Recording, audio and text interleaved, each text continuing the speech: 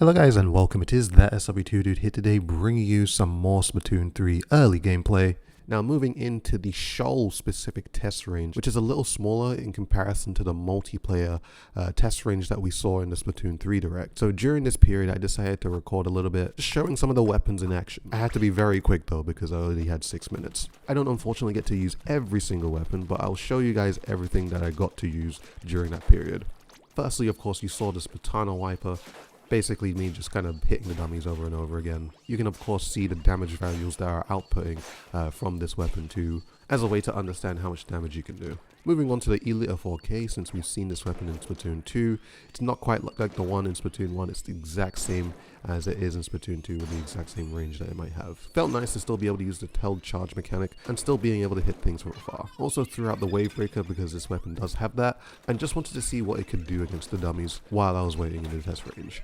Moving on to an old classic, the Splattershot has Suction Bomb and Trizooka. Just wanted to see how this weapon felt and looks. Considering this is a majority favorite weapon by a lot of people, I would say. Very standard weapon, very easy to use, and seems like it's going to be a lot of fun when Splatoon 3 comes out. On to the Splattershot Pro, since I'm a very long-range fan favorite kind of person, so I had to of course use the Pro. It has the marker pen / angle shooter and crab tank. It again seems like a lot like the Splattershot Pro that was in Splatoon 2, nothing really much has changed. Just also wanted to mention, during this, I could not find the clear ink area setting, so the possibility of me getting to use some of the specials was kind of just not possible since I only had a certain amount of time. So I think the next special that you actually get to see is when I actually use the Reef Slider. Moving on to the Blaster, wanted to check out how jumping and shooting with this weapon is, considering in Splatoon 2 it's kind of wah. But in Splatoon 3 it does seem like they've done some changes to it.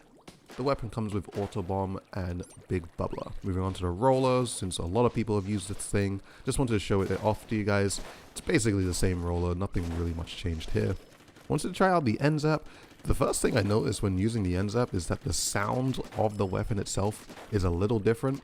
I don't know if it's just the acoustics that is within the Shoal Test range, but I found that a little bit interesting. So when you guys get to use Nzap again, I think it's going to sound more satisfying to actually use. Checking out the Splat Dualies from Splatoon 2, has the roll mechanic and all that type of stuff. They still feel pretty good, nothing really much changed here. Went on to the Hydra Splatling with Auto Bomb and Booyah Bomb. Noticed straight away that the Hydra Splatling has a little less range than it did before. Kind of something that you can't really unnotice, it's just that it really is just like that. So the Tenta Brella, however, had a pretty significant change. It seems like the canopy itself is a lot taller than Splatoon 2's Tenta Brella, which actually caught me way off guard when this large tent just kind of towered over me. I think people who used to main this weapon are definitely going to have a lot more fun with it. We can actually also see through the tent shield while you're going along with it a lot easier. Of course, I had to try the Slosher. Again, with this, I really wanted to try out the triple ink strike, but I couldn't even tell how I could clear the ink that was in the shoal. And trust me guys, I looked. I really tried to look, but I just couldn't find the actual setting. So in the test range, I just decided to just kind of slosh around. Felt pretty nice and satisfying. Maybe a little bit more satisfying than how it was in Splatoon 2.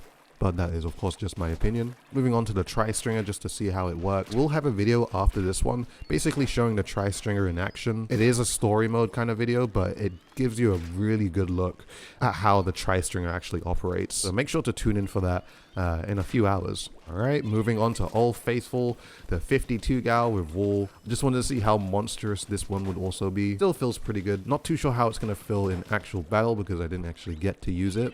But in the test range, yeah, felt pretty good. Aerospray has the Fizzy Bomb and Reef Slider, really interesting combination. I actually got to try out the Reef Slider just to see how it works. Didn't cancel out this one, I kind of just drove straight into the wall. Moving on to the Dynamo Roller, you get to take a really good look at it. Does definitely look like it's a very consistent wave of ink. And this looks like it's using a little bit more too, so... Moving on to the ink brush, you can see that I'm just kind of running around. I think the running animation is a little bit different compared to how it was in Splatoon 1 and 2. It kind of looks like you dip a little bit into the turn when you're running around. So this is the Luna Blaster. We've seen the kit from the Splatoon 3 Direct. It has the Splat Bomb and Zip Caster ability. And much like the Blaster, just wanted to see how the jumping and shooting is, which seems okay. And lastly, moving on to the Tri-Slosher, which is the, you know, the much more different looking Tri-Slosher, I should say. I noticed the kit is actually really interesting, that it has the Toxic Mist and Inkjet.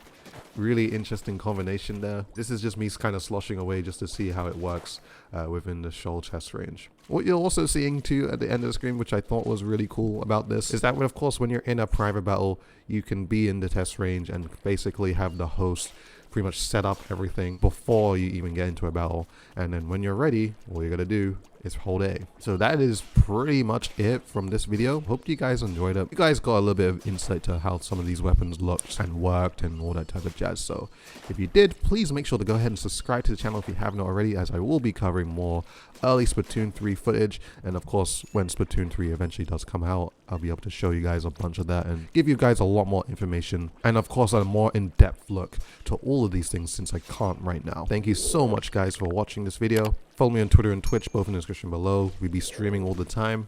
And follow the public Discord, talk to myself, talk to other Splatoon 3 people, and of course get notified whenever I do go live for a Twitch stream. With all that being said guys, thank you very much for watching, and I shall see you guys in a future video.